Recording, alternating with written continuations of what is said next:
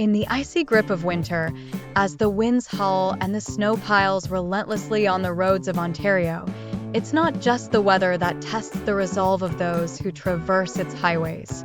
This is a story of resilience, community spirit, and the often unseen heroes who battle the elements to keep our roads safe. As winter storms unleash their fury across southern Ontario, the scene is one of chaos. The heavy snowfall, combined with freezing rain and treacherous winds, creates a perfect storm of hazards. Roads that normally hum with the sound of moving vehicles become battlegrounds where drivers, rescue crews, and first responders must contend with the unpredictable forces of nature.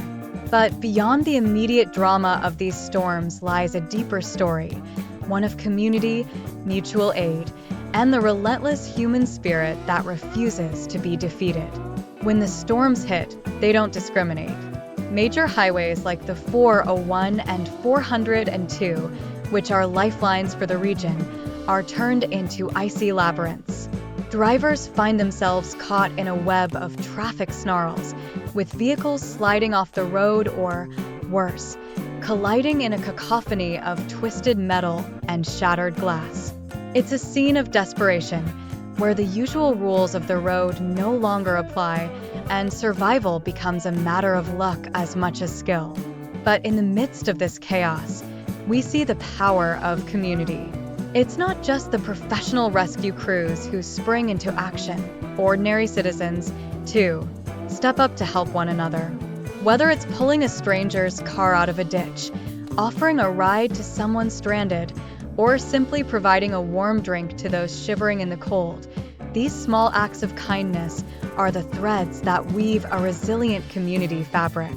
Take, for example, Mark Colburn, a heavy rescue operator who finds himself in the thick of the storm on Highway 402. Mark's job is not just about clearing wrecks, it's about restoring order in a world momentarily plunged into chaos. As he navigates the treacherous roads to reach a tractor-trailer that has jackknifed and is blocking both lanes, Mark's focus is on the larger mission, reopening the highway to keep the flow of goods and people moving. His task is monumental, but it's also one that he approaches with a sense of duty that transcends the immediate challenge.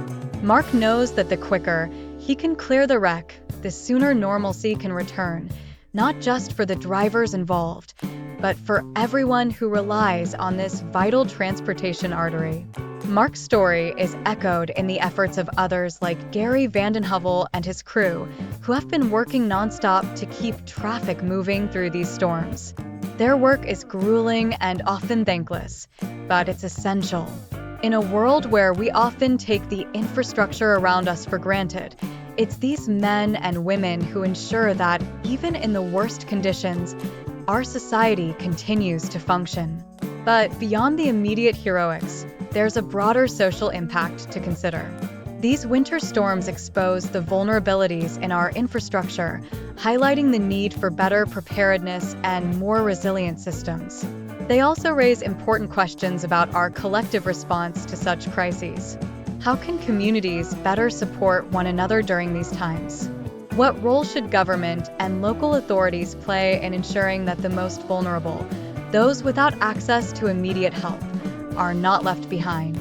In the nation's largest city, where the highways are slick with ice and the threat of more crashes looms large, the pressure on officials and rescue crews is immense. Yet, amidst the chaos, there's a strong sense of solidarity. People understand that in such conditions, everyone is in it together. The frustration of being stuck in traffic for hours is tempered by the knowledge that those working to clear the roads are doing so with the community's best interests at heart. The story of Zach Thompson, a 21-year-old operator who finds himself facing one of the most challenging recoveries of his young career, underscores the personal growth and learning that comes from working in such high-pressure environments. Zach's experience is not just about dealing with the wreckage of a semi-truck. It's about developing the resilience and problem-solving skills that will serve him and his community for years to come. His determination to tackle the job, despite its daunting nature, is a testament to the can-do spirit that defines so many of these unsung heroes.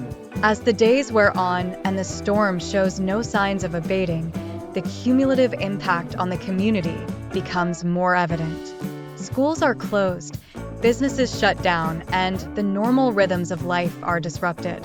Yet, in these moments of collective pause, there's also an opportunity for reflection. Communities come together, not just to clear the snow and debris, but to support one another emotionally and socially. Neighborhoods that might otherwise go about their daily routines with little interaction find themselves united in a shared experience of adversity. The long hours that Mark, Zach, and countless others put in are about more than just keeping the roads clear. They're about ensuring that life can continue.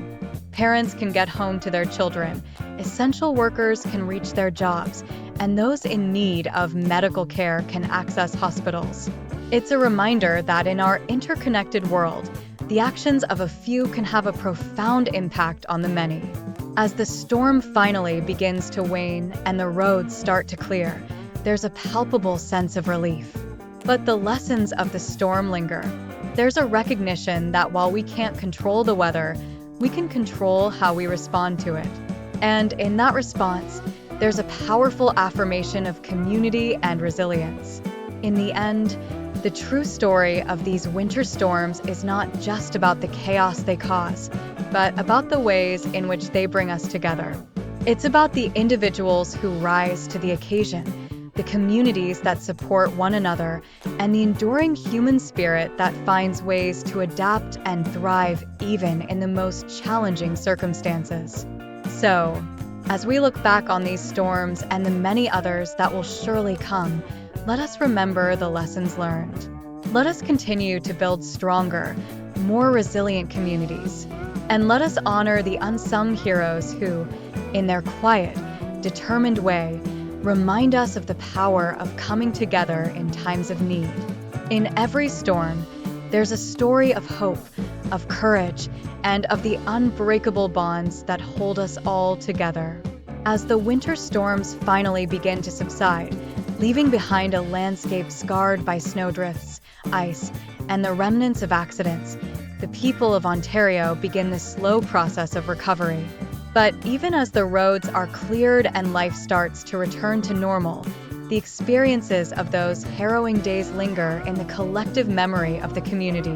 These memories are not just of the difficulties faced, but of the extraordinary efforts that turned potential disasters into stories of resilience and unity. The aftermath of such a massive weather event reveals much about the strength of a community. In every small town and large city, there are stories of neighbors helping neighbors, of strangers becoming friends through shared adversity, and of a collective will to overcome the challenges presented by nature. This sense of community is not something that can be easily measured, but it is felt deeply by those who live through it. It's the sense that, no matter how bad things get, there are always people who will step up to help, to share the burden, and to ensure that no one is left behind. One of the key aspects of this community response is the informal networks of support that spring up almost instinctively during a crisis. Whether it's a group of people who band together to clear snow from the driveways of elderly neighbors, or a makeshift shelter set up in a local community center for those stranded by the storm, these acts of kindness and solidarity are what make the difference between merely surviving and truly thriving in difficult times. These networks often involve a diverse range of people from all walks of life, coming together with a shared purpose. It's a powerful reminder that in times of crisis, our differences matter far less than our shared humanity.